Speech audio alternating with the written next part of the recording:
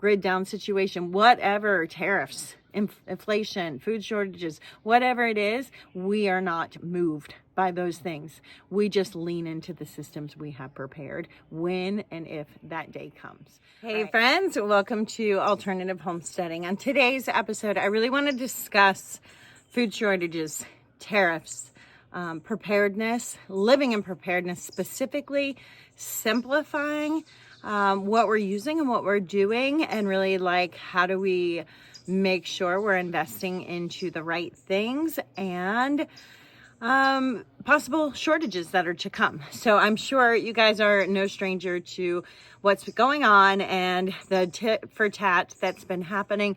But we do know that Walmart, Target, and Lowe's all came out with some pretty strong statements.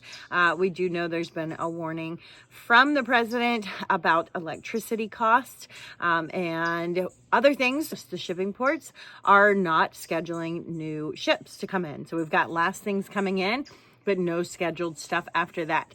I'm seeing it. I am on TikTok. If you guys know, I do have a TikTok business where I share certain things over there, and we're definitely noticing some products bailing out completely over on TikTok Shop because of the tariffs. So things are happening. Will it mean it's long term? I don't know. We never know. Sometimes this stuff gets worked out overnight.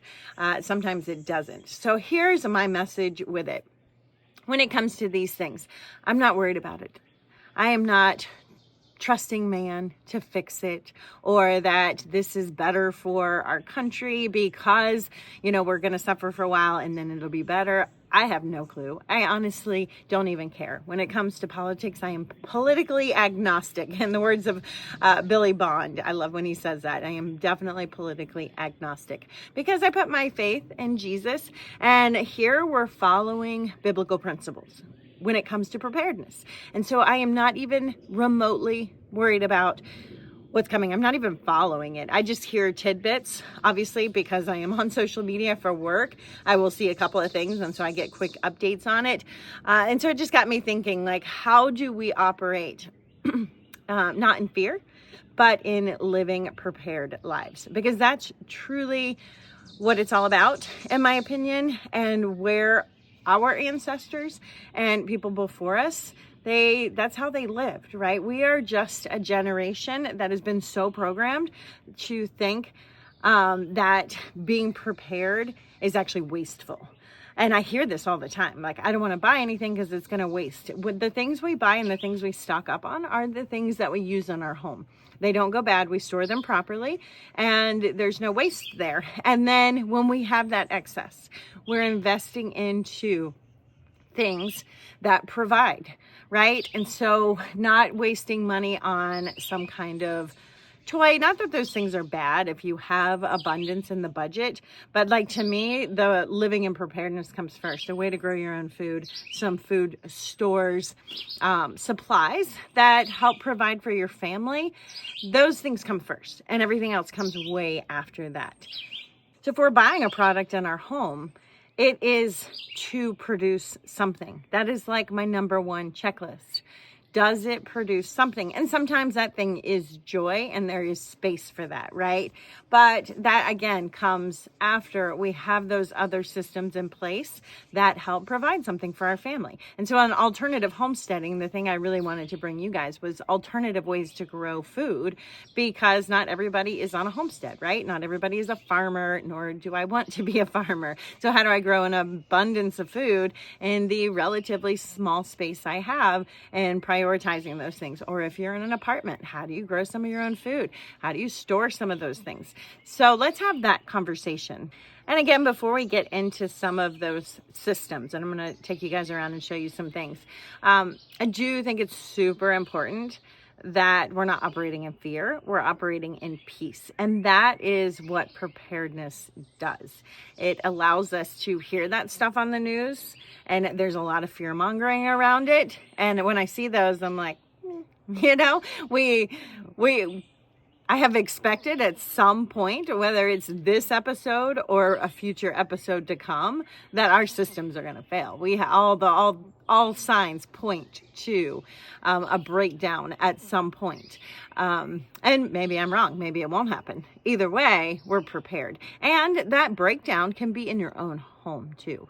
Illness, tragedies can happen. Job losses can happen. Like we think globally, a catastrophic event that we need to be prepared for, but also, or even a biblical catastrophic event, but also job loss, illnesses, things like that can be catastrophic within the home. And if that day comes, we're prepared, right? We're growing our food. We have food stored. The things we invest in provide security, safety, and abundance in our home so we can have that peace.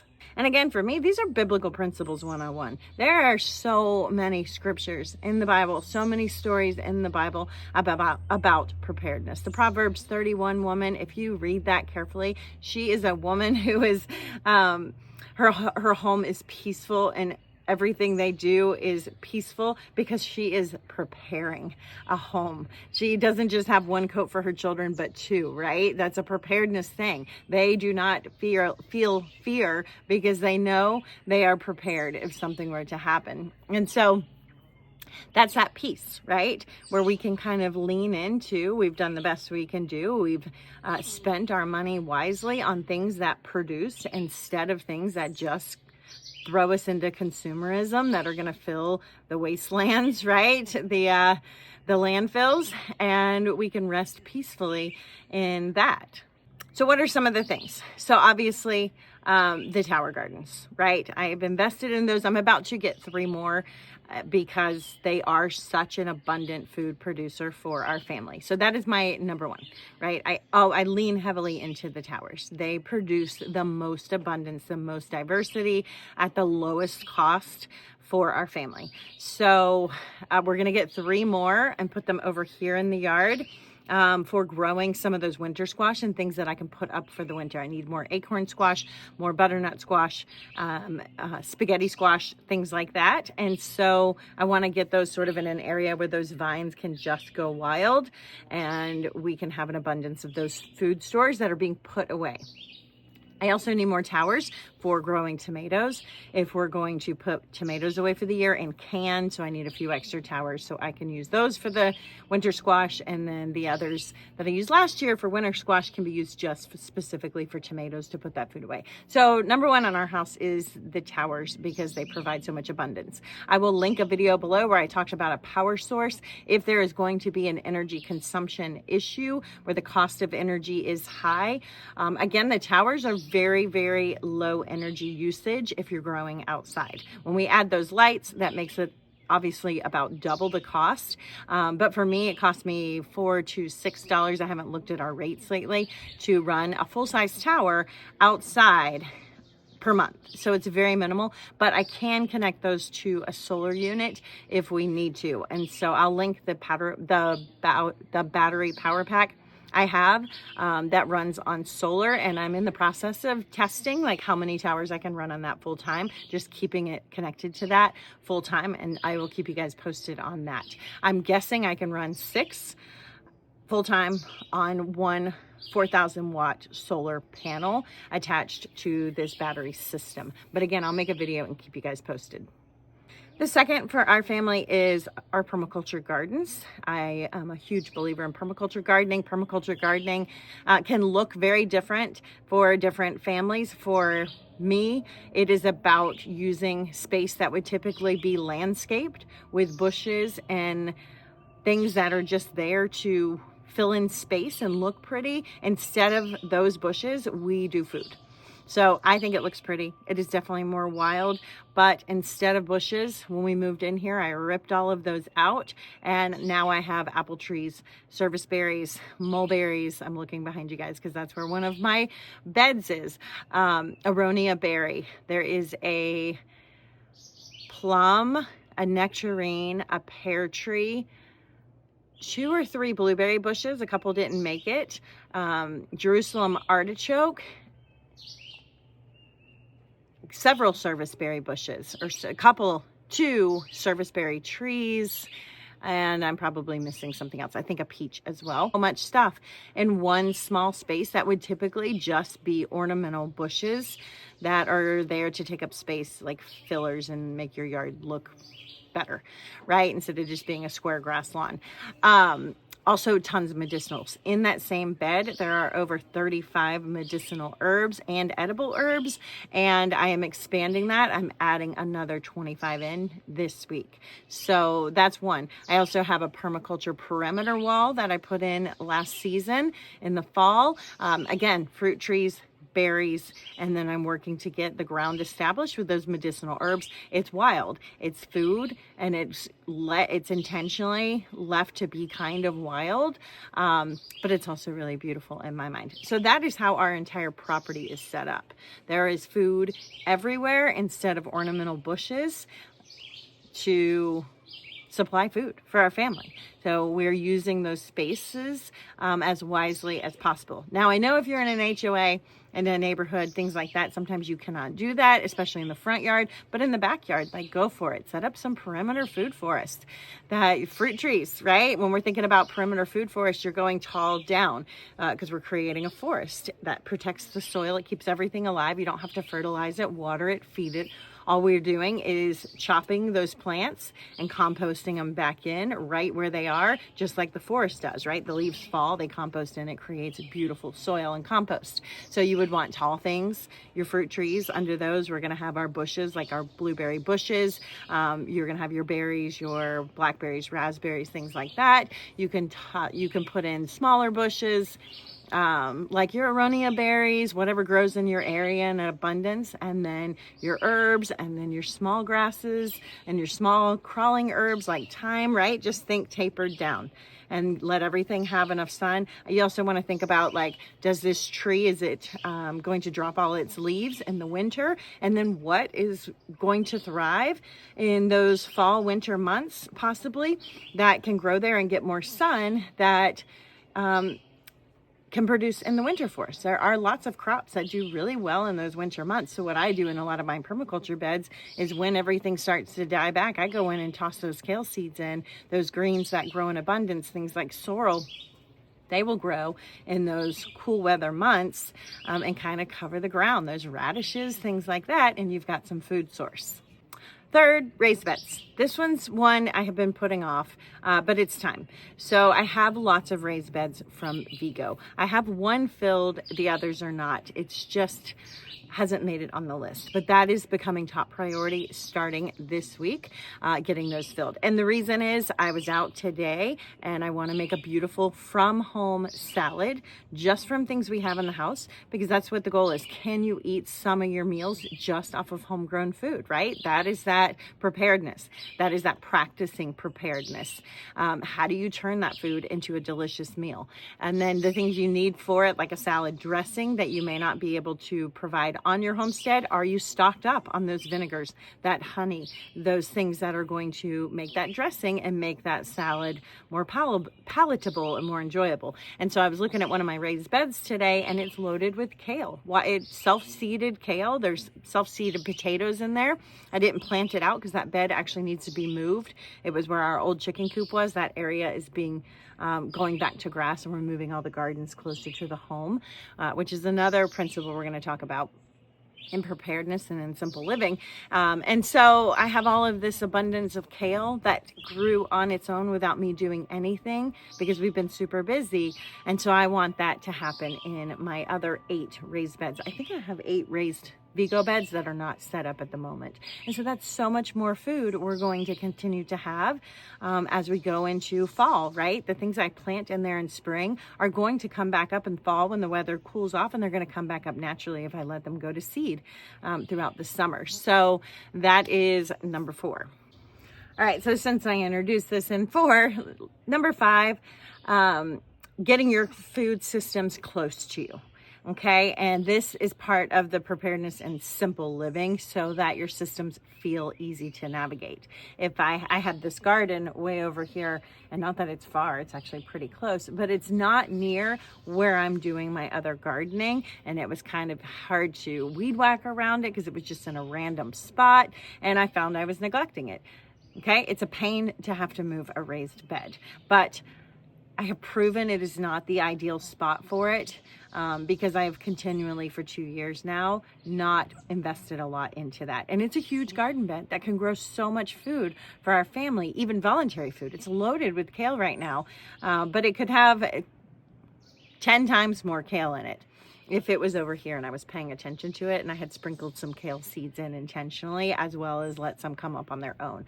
So getting all of our food into little groupings of systems, however that makes sense in your brain. For me, I need the raised beds over here to be in a way that I don't mind going to weed whack and clean up around them once a week with ease, and it feels low maintenance, or being able to maintain those without having to weed whack if you want to put down some rocks or things like that.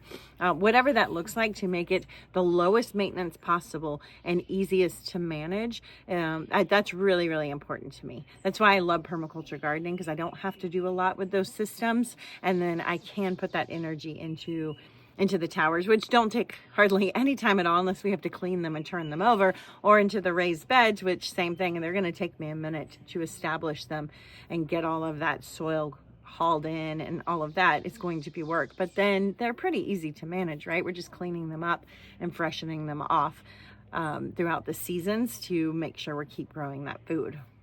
All right, number 6, water. I get this question a ton. This is complicated because it depends where you're at. If you're in the city, all of those things. What I have found for our property, we do need to invest in a manual deep well pump. Our well's over 350 feet deep, 330 feet deep, something like that. That requires a very special pump. It's expensive. It's hard to put in, right? We just have not made that a priority. So instead, and it is on the list, and I am working towards that, but instead we have rain barrels. So the rain barrels, there are also pop-up rain barrels. So I have recently invested in pop-up rain barrels, and I will link those below, so that if there is an emergency, I've got rain barrels sitting out, they're going to get wear and tear over time, right? They're possibly going to get damaged. Hopefully not. They should last a really, really long time, but I'm at risk of those breaking down over time because they're out, and then there's some maintenance involved in that, and I don't want to have 15 rain barrels that I'm maintaining throughout the year, right? Because we don't live in a situation where we have to worry about that right now. So I have pop-up rain barrels for emergency purposes. So if we did have a situation where we really needed to have our own access to water, I can pull those pop-up rain barrels out and set them up, and we can use them. I also do keep a significant amount of water on stock in the way of those 5-gallon jugs, just for emergency purposes, so we have them. I actually do not have any right now. They were all used up during Hurricane Helene, and I never refilled them, so that's on my list. And so that's another thing I'm currently working on. I went into our year-long pantry stores, so I keep a year's supply of everything we use in our inside pantry downstairs in our basement. Seasonings, spices, herbs, any kind of canned food. We don't do canned food here, very, very rarely, but I do keep a significant amount, not a significant amount. I do keep some just in case. And then we do kind of rotate every once in a while. I'll toss a can of something into a recipe just to use it up and then replenish a little bit, like artichoke hearts, for example. And so just kind of going in today, I went in there and took an inventory, and I actually placed a new Azure order that was kind of filling that pantry up. We're low on coconut milk, we're low on coconut cream, things like that, and just making sure we have that year's stock topped off. I always say we have a year's supply, but sometimes things dip down and I'm not on top of it. So just going in and checking your supplies and seeing where you're at, it's a good time to do that and to just fill those gaps. Now, on the conversation of preparing food, this is where it can get tricky, and I hear this so much, guys, so much on my social media. It'll be like, I want to prepare and my husband doesn't believe in it, or a gentleman will message me and say, I'm totally into preparedness and my wife doesn't believe in it and doesn't want me to do this.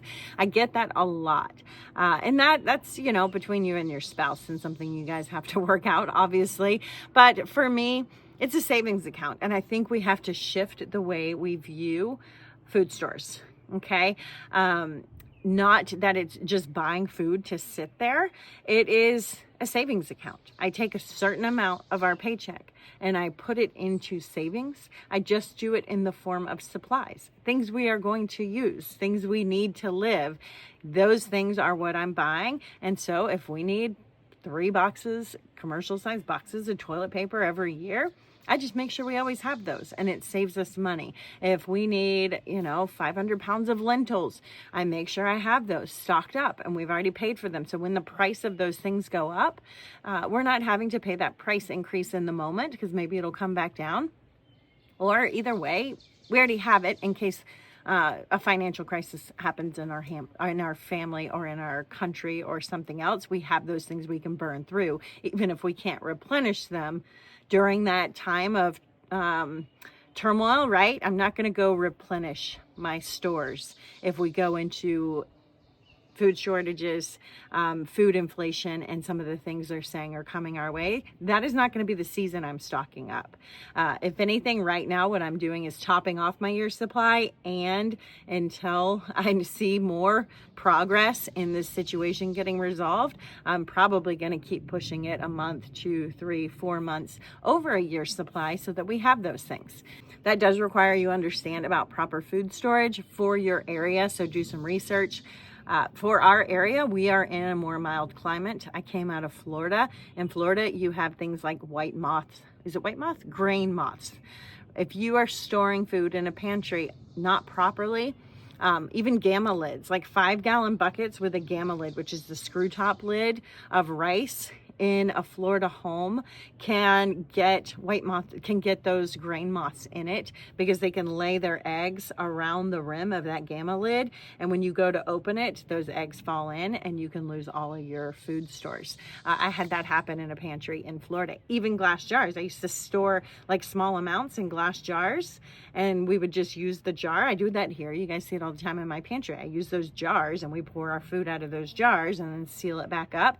I had lost a ton of food in Florida because those grain moths laid eggs, and so when I was opening the containers, the eggs were falling in. I had no clue, and it got infested. So you really need to know your area and how to properly store food. And again, like, this is the part where people are going to be like, okay, I'm out, that sounds too complicated.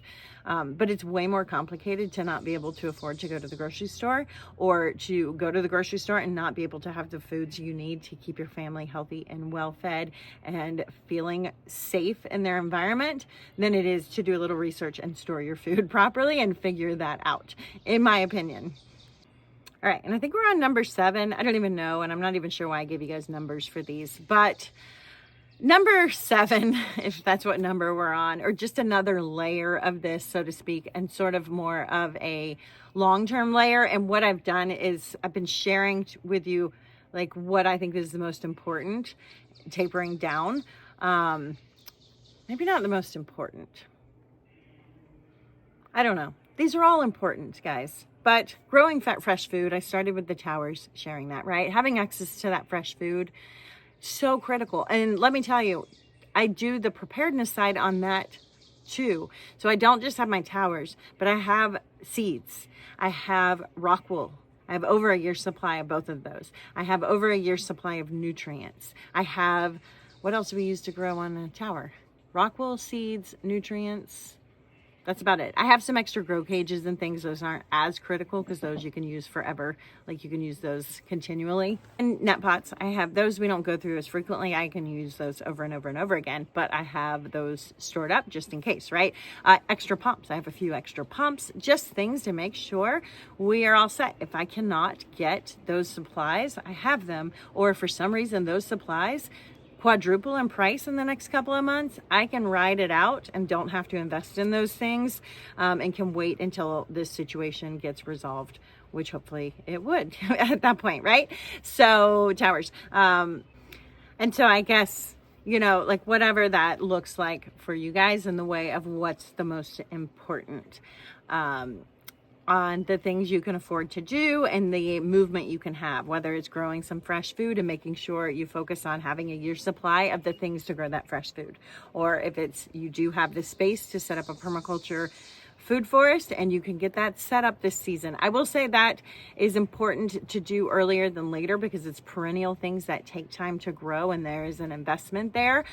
But that also means maybe it is not top priority, but definitely you work that in little bits as you can so that you're making progress on that, which is what I've done. I focused on the towers first because in 2023 we saw such a crisis with food again and supply and soil composition, and it just was the writing on the wall that these issues were not going to get better, right? Food inflation was not going to go down, and it hasn't. It's gone up, and now here we are again with a threat of it going up again. So in 2023 I made a huge, was it 2023?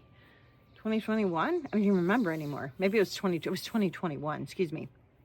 I made that in, not 2023, excuse me, 2021. I made that investment, right? Seeing the writing on the wall. And then since while doing that, the towers and the fresh food and the year supply of those materials and our bulk supply and the year supply of the things we use every day, those were top priority. And I was sprinkling in the permaculture stuff as I could for the perennials. If I could afford a fruit tree, I tossed one in. There was a huge sale because of the hurricane last November. And I was like, this is my opportunity. I can get what would normally cost me 3 times as much, right? I can get those now. And so that's what I did with those. So that's kind of how I prioritize and then also work in the background towards other systems. And then we also have long-term food storage in the way of food that we just don't touch. I do rotate it out every 5 years, and I'm actually at that point where I'm starting to pull a bucket and use it and replace what's in that bucket and put it in our long-term food storage. This is stuff that just stays there in case we do get into a serious situation. I have been building that slowly too over time, 1 bucket at a time, right? And so that's just another layer and a more long-term layer if you believe that there could be some sort of multi-year situation that arises where you do need a lot more, or if it's just a year and a half, but you want to be able to help provide for more than just your family, things like that. We do keep a long-term food storage set up. Now, again, I'm in a climate where it used to be in our garage, which is now being turned into office space, which is another conversation. But I keep it in a shed now. We got a shed as our garage replacement, and it's in there. And our climate is mild enough, again, that I've stored those properly, that they can handle not being in a temperature control environment because it's beans, rice, grains, things that are not going to break down as quickly in an uncontrolled environment. But also, and they're properly stored, oxygen absorbers, Mylar bags in there. These are stored very, very well, but also our climate's mild. Like, you couldn't do that in Florida, right? That room may get hot for a couple of hours, but it's not getting super hot, and it cools off really quickly. And yeah, some of the food may degrade a little bit over time. That's why I like to try and use it every 3 or so years to replace it and make sure we're putting fresh in there. But again, my climate can handle that. You have to know your climate. If you're in Florida, storing in a garage is not going to work for you. You're going to have to figure out. When I lived in Florida, the long-term food storage was behind our clothes. Every closet in our house had buckets stacked to the ceiling. Nobody knew they were there. They didn't interfere with how the clothes sat in the closet. They were just there. And that's how we stored our long-term food storage in our last home. And then the last one is a little bit more specific to our situation, but just something to be considering, like income, like how do you make your money? If there's going to be job losses, if there's going to be situations going on. So for our family, we do entrepreneur type stuff. We pivot a lot. We ebb and flow with the times. And because we do a lot on our own, we needed office space. And so my husband's, again, back to cuts being made, right? He has had an office in town in Marshall. It got flooded. He was working from home. He's worked from home during COVID. We worked in that garage, but that garage had gotten totally infested with bugs, mice, flying squirrels. Like, that garage was going down quickly. And so we just finally had to decide that we need to invest in job security space for him to be able to work at home so that he can do all of the things he needs to do. He does YouTube podcasts, things that require sound, privacy in the way of sound and things, which is not going to happen in our tiny log cabin, right? When he was working from here during Hurricane Helene, it kind of limited on what he could do while he was waiting for his office. So we're building out that garage. It was on its way out anyway. It had to be handled if we wanted to preserve that building. And so instead of just turning it back into a garage, that doesn't really serve the family financially. We decided to invest that money to turn it into office space for him. I will have a studio space for myself, which will give me lots more opportunities to bring some content to you guys, especially in the way of maybe podcasting in the future. And then we are going to put in a home gym, which saves money because my son is having to pay for a gym membership. My husband, that kind of eliminates, my oldest son eliminates all of those gym memberships and puts that back into the house. I'm the only one that's going to keep my gym membership because I am a CrossFit girl, and it's just part of my mental health therapy is having my CrossFit time. But in the situation where we cannot, and where we would have to make serious financial cuts, if that's where we're headed, whether it's from a country, from whatever's going on with these tariffs, or crisis happens in the world, or crisis happens in our family, I can cancel that gym membership, right? I don't have to do that right now, but I have the ability to cancel that, and we can still stay healthy because our gym membership and this food and this lifestyle is our health care. Okay. This is what we use for health care. And so we need to invest in those things. It's very, very important that we're investing into those things. And so that's my final thought. We can prepare and grow the food and stock up on all this stuff. And I will say one thing I do see often happen is people buy a bunch of stuff they're never going to eat. They stockpile a bunch of things that are going to go bad and expire. And then they feel like they've wasted all this money because they're not going to eat that food and it all goes bad.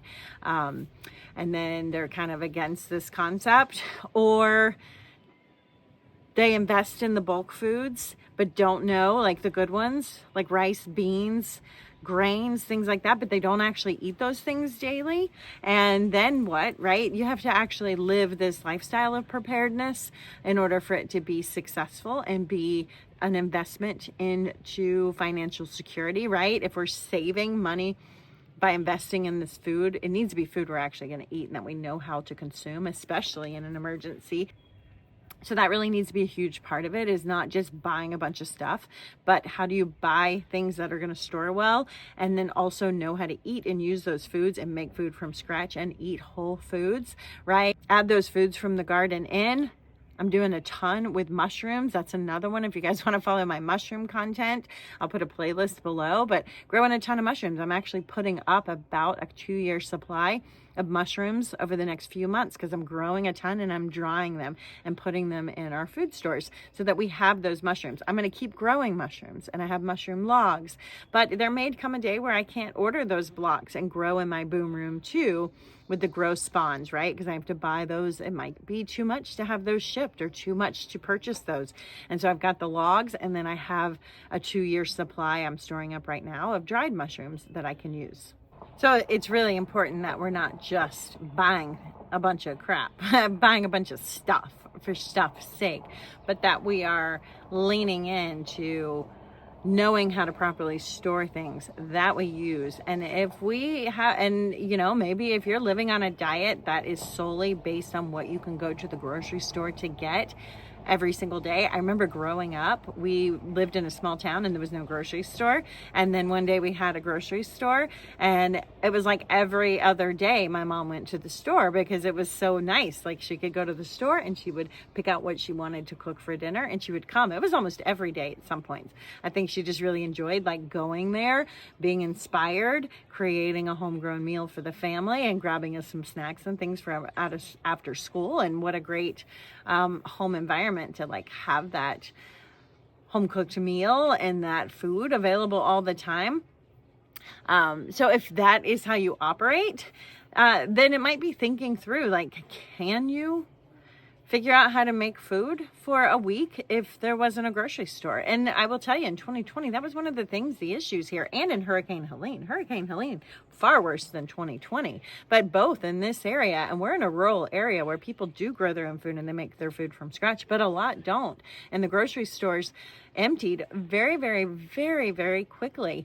And that's in an area that's food rich, guys. That's in an area where we have so many of the people in this population here who are gardening, growing their own food, raising animals, and have a layer of self-sufficiency. And we were still in a situation where the grocery stores were bare. Hurricane Helene, an extreme example of that, because not only were the grocery stores off limits, there was no way to buy food at the grocery store. There was no way to use credit cards. If you did not have cash, once they did finally open up, you weren't getting anything. And the things that were there were minimal because they were without power, and there was no warehouses to restock, and no trucks were able to travel through.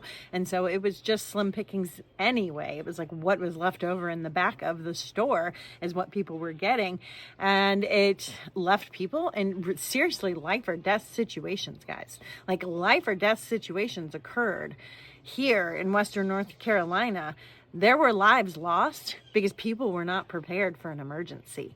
They were not prepared in the way of food, water, or being able to take care of themselves in the way of resourcing that food, cooking that food, finding that water and cleaning it, or any medical things in the way of their health, right? They did not have good health to be able to sustain a collapsed system for a couple of weeks. And that's not talked about here a lot. It's like how many lives were lost from the hurricane, from the actual floods. There's a whole nother group of lives, significant amount lost from not being prepared medically, and from other layers involved in the storm, and they're not even included as victims in that hurricane.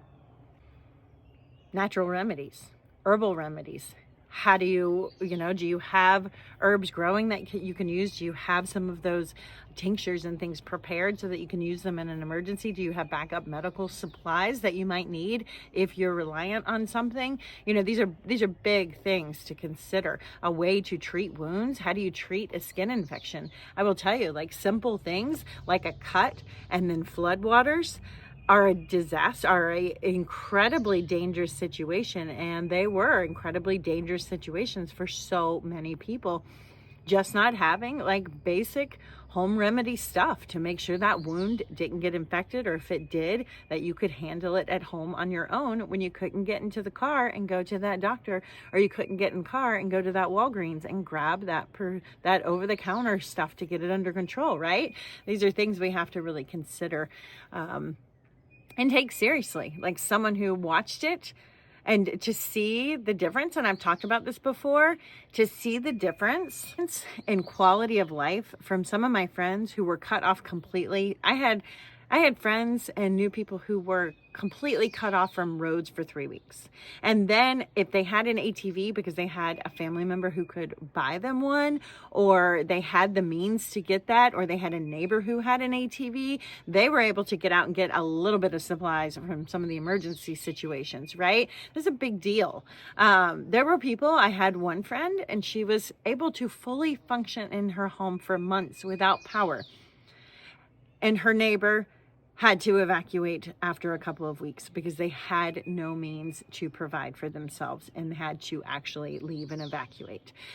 And that's like, and who's paying for that evacuation? They are, right? So you have to think about like the cost of that. It financially really harmed a lot of people. You know where they evacuated to? They evacuated to shelters. And then people were living in crowded shelters instead of in their own home because they did not have supplies to take care of themselves in an emergency. And so I always think about that, like how worse can you make a situation? Having to go live in a shelter which is crowded, you risk all sorts of things when you're living in those, unfortunately, guys, in the way of exposure to things. And I'm not going to mention them on here, but there were lots of stories. And so that's like a whole nother layer. Like the last thing I would ever want to have to do is leave the safety of our home and put my family in a situation where they are now going to be exposed to a lot of different things and be at the mercy of someone else helping us, if we don't have to. Now, obviously, people who lost their homes, they needed those shelters, right? Thank the Lord they were there. They needed those shelters. They did not have anywhere to go. But the fact that those shelters were also being filled with people who did have a home that was not damaged, but they were just incapable of living without power and didn't have food supplies and didn't know how to clean water, they were having to live in that shelter and take those resources from families who actually lost everything. I find that personally another layer of like a real situation we need to look at, right? We need to do better than that. I saw $1 million homes up in the mountains having helicopters dropping supplies to them because they did not think that maybe one day they should have a way to clean water. They've got fresh springs in places like this. Our water is abundant here. All you need is a simple filtration system, and you can save that gas money and allow that helicopter to go help somebody who really needs it versus dropping off plastic water bottles to $1 million home up on the top of the mountain, right? It is a broken system and we need to do better. All right, guys, that was my food for thought today. I hope it inspires you in some way and just gives you that maybe motivation and inspiration to think of that one thing that you can invest in. Is there something you can invest in that provides better health, better security, and better investment, financial investment, savings for your family, right? And chip away at that. So that during these times, we're not just bogged down in the scroll. I've literally seen like 3 posts on it. I saw the one about Walmart, Target, and Lowe's. It was a 1-minute reel. I got the gist of it. I saw the one about the power warning. There was a huge solar storm situation. I don't know if you guys know that. We saw it here last night. The skies were popping off. It was wild and bizarre. So there's some strange stuff going on with our weather that we know is just going to continue to get worse. And then I saw the ones about the ships today on the West Coast that they're stopping. And I see it on TikTok too, because I am on TikTok as part of my business and I can see what's going on there too. There is a shift happening. This is happening. Will it be huge? Who knows? Will it tit for tat right now? Will it get cleaned up tomorrow? Maybe, maybe not. It doesn't matter because our faith isn't in those systems because we have prepared our homes, right? My faith is in Jesus Christ and I follow biblical principles to make sure I'm providing for my family and that we are able to shut those doors and ride it out and do it without fear, worry, complaint, concern. And not only that, but we can lean in and help other people who may not have the means to do this themselves, right? And so there's that layer as well.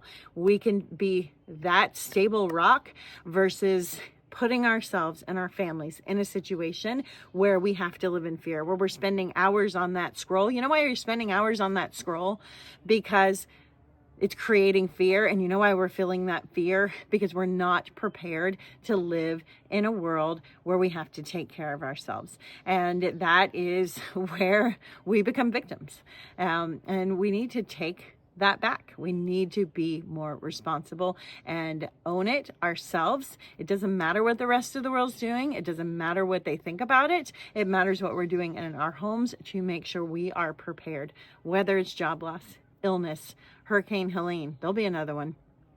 There was other ones. There were floods in Kentucky. I mean, there's been so many since, right? Grid down situation, whatever, tariffs, inflation, food shortages, whatever it is, we are not moved by those things. We just lean into the systems we have prepared when and if that day comes. All right. Have a beautiful day. God bless you all. I'll see you on the next video.